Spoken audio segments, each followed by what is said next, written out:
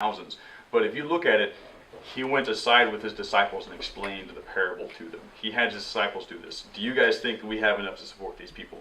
Jesus fed the 5,000. Jesus ministered to the thousands, but his real focus, I think, was on his disciples and training them up because they had chosen to follow him.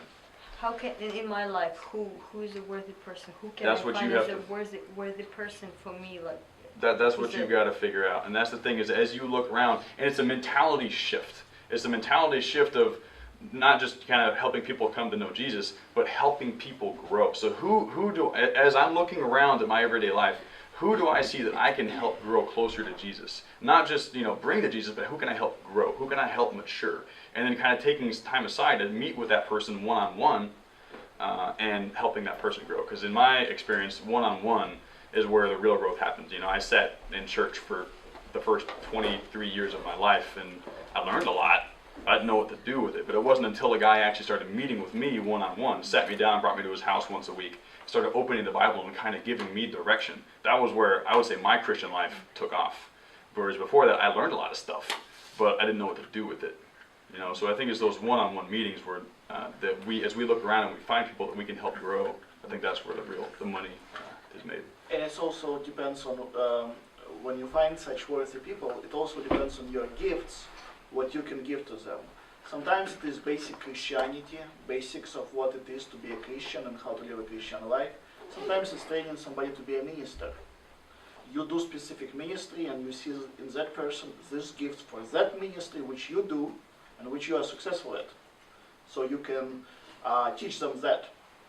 So they would be, you're a teacher, you can create teachers. And David was a warrior, he created warriors. He had 30 generals. Solomon was wise, he had a council of wise men. So that same rule applies to all the believers. Whatever it is that you are good at as a believer, you find the people who have the same ability, you teach them. You bring them up. And the other key thing is that you're not going to be able to do it all at the beginning. The Christian walk is really, it's more of a process. That over the course of our lives, and as we make these daily decisions to be a worthy person, that the growth happens. So the more that we help people work through their faith, then the more that we're going to learn how to do it, the more skills that we're going to gain, the more effective tools we're going to be in the future. Okay, thank you. Other questions or thoughts?